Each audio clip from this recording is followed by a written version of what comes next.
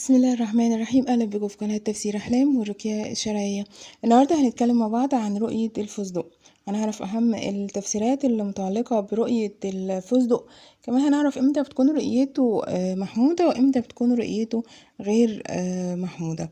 أولا الفستق في المنام من الرموز أو من الأحلام اللي بتدل على أموال.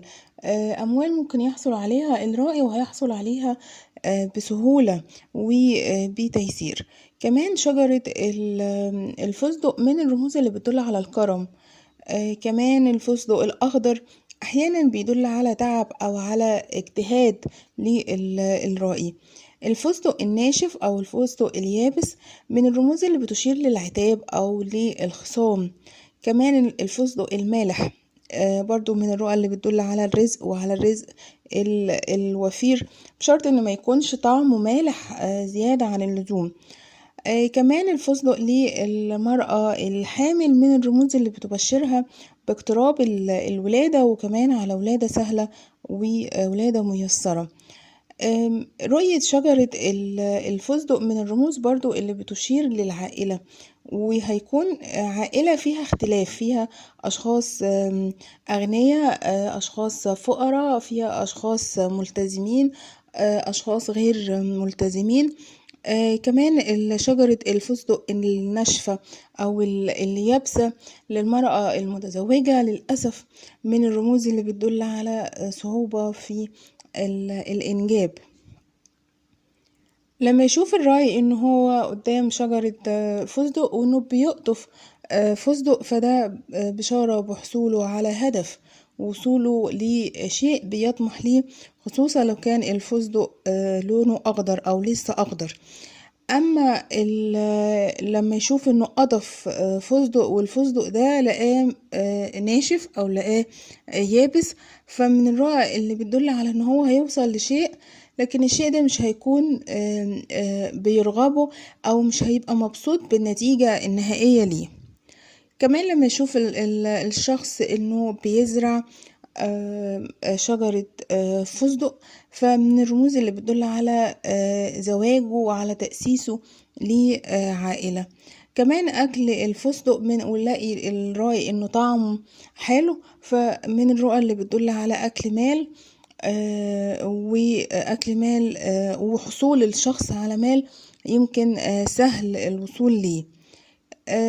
لما يشوف الشخص المتزوج سواء رجل أو امرأة إنه بيقطع شجرة فستق، للأسف من الرؤى اللي بتدل على البعد أو على الانفصال أو على الطلاق. لما يشوف إن قدامه في شجرة فستق بتتحرق، حرق شجرة الفستق من الرؤى اللي بتدل على الحسد وعلى الكره وعلى البغض. كمان القشر بتاع الفستق من الرؤى اللي بتدل على البذخ وعلى الإسراف. قشر الفستق كمان من الرؤى اللي بتدل على عدم العمل أو قيام الشيء الرائي بشيء معين، أو خموله أو عدم قدرته على القيام بأي عمل أو عدم رغبته بالقيام بأي عمل. كمان أوراق شجرة الفستق من الرؤى اللي بتدل على العائلة وعلى الأسرة. لما يشوف إنه في شجرة فستق والفستق بيظهر أو لسه بيطلع، فمن الرؤى اللي بتدل على تحسن في أحوال الرائي.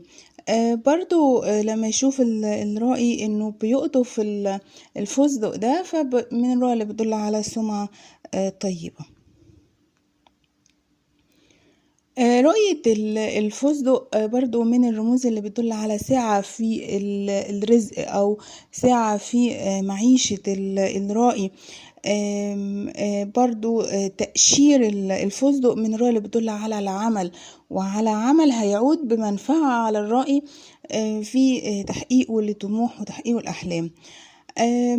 كمان أكل الفستق للفتاة العزباء من الرؤى اللي بتدل على حصولها على شيء يمكن بعد صبر كبير.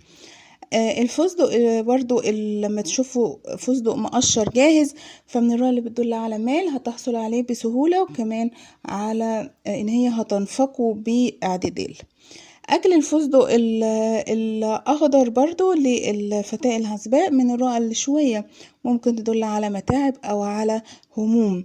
شجرة الفستق للفتاة العزباء من الرؤى اللي بتدل على خطيب، والخطيب ده هيكون رجل صالح وهيكون رجل كريم. المرأة المتزوجة لما تشوف ان زوجها بيعطيها فستق فمن الرؤى اللي بتبشرها بالحمل. كمان لما تشوف هي بتدي أولادها فستق فده تحسن في أحوالهم، وكمان سعة في رزقهم. أكل الفستق كمان من الرموز اللي بتدل على القناعة وعلى البساطة، كمان على تقرب الرائي لله سبحانه وتعالى. كمان أكل الفستق الحلو من الرؤى اللي بتدل على تحسن في أحوال الرائي وعلى رغد في المعيشة. أما لما يشوف إنه أكل الفستق ولقاه طعمه مر، للأسف من الرؤى اللي شوية بتكون غير محمودة، ممكن للأسف تدل على عدم قدرة الرائي لوصوله لهدف أو وصوله لطموح. الفستق الأخضر من الرموز اللي بتدل على زيادة في الإيمان وزيادة في التقرب لله سبحانه وتعالى. أكل الفستق المالح قوي أحيانا بتدل على اتباع الرأي للشهوات. أكل الفستق الحلو من الرموز اللي بتدل على صلاح أحوال الرأي، سواء من ناحية أكل الفستق الحلو من الرؤى اللي بتدل على صلاح أحوال الرأي، سواء من الناحية العائلية أو من ناحية الرزق أو المال. كمان أكل الفستق يلاقي الرأي إنه شكله إنه طعمه كان حلو، فده تغير في أحوال الرأي للأفضل. كمان من الرموز اللي بتبشر بالفرحة والسعادة. الفتاة العزباء كمان أو الشخص الغير متزوج بشكل عام لما يشوف إن هو بياكل الفستق وبيلاقيه طعمه حلو، فده اقتراب ميعاد زواجها من شخص هيكون صالح ومن شخص هيكون عون ليها وسند ليها. أكل الفستق كمان ورؤية الفستق بشكل عام برضو من الرؤى اللي بتدل على مال ومال حلال. لو كان الشخص تاجر وشاف كمية من الفستق فده نجاح لتجارته وتحقيقه الأرباح وتحقيقه لمكاسب. ده كده باختصار أهم التفسيرات المتعلقة برؤية الفستق في المنام. بتمنى أن يكون الفيديو عجبكم.